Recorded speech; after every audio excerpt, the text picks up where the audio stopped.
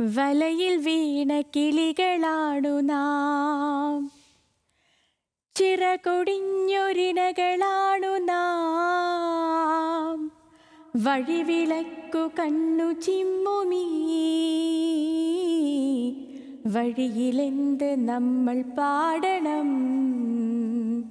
ഇപ്പം ഞാൻ ഈ കവിത ചൊല്ലുമ്പോഴും പ്രിയപ്പെട്ട പ്രേക്ഷകർ ഇത് കേൾക്കുമ്പോഴും നമ്മുടെ ഒക്കെ മനസ്സിൽ വരുന്ന ഒരു കവിരൂപമുണ്ടല്ലേ. ആരാ അത്? പ്രിയപ്പെട്ട കവി അനിൽ പനച്ചൂരാൻ. ഇന്ന് അനിൽ പനച്ചൂരാനെ ഓർക്കാനുള്ളൊരു കാരണം 1969 ഇതുപോലൊരു നവംബർ മാസം 20-നാണ് അദ്ദേഹം ആലപ്പുഴ ജില്ലയിലെ കായംകുളത്ത് ജനിച്ചത്. കവിയാകുന്നതിന് മുൻപത്തെ അദ്ദേഹത്തിൻ്റെ ജീവിതത്തെക്കുറിച്ച് ഞാനൊന്ന് പറയാം. വാറങ്കലിലെ കാകതീയ സർവകലാശാലയിൽ പഠിക്കാൻ പോയ കാലത്താണ് അനിൽകുമാർ PU എന്ന ചെറുപ്പക്കാരൻ അഘോരിയിൽ നിന്ന് സന്യാസ ദീക്ഷ സ്വീകരിച്ചത്.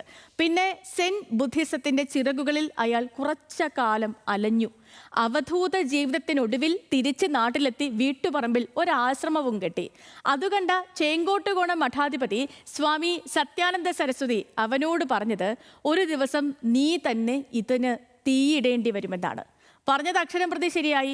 ആശ്രമത്തിന് ഒരു ദിവസം അനിൽ തന്നെ തീയിട്ടു. കാരണം അയാളുടെ സിരകളിൽ അപ്പോൾ നിന്നെരിഞ്ഞിരുന്നത് കവിതയുടെ തീയായിരുന്നു.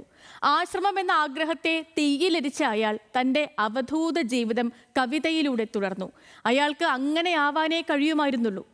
മനുഷ്യരുടെ കണ്ണീരും കിനാവും വരികളിൽ കുറിച്ചിട്ട കവി ഇങ്ങനെ പറഞ്ഞു: ഹൃദയവേദനകളിൽ നിന്നാണ് കവിതകൾ പിറക്കുന്നത് എന്ന്.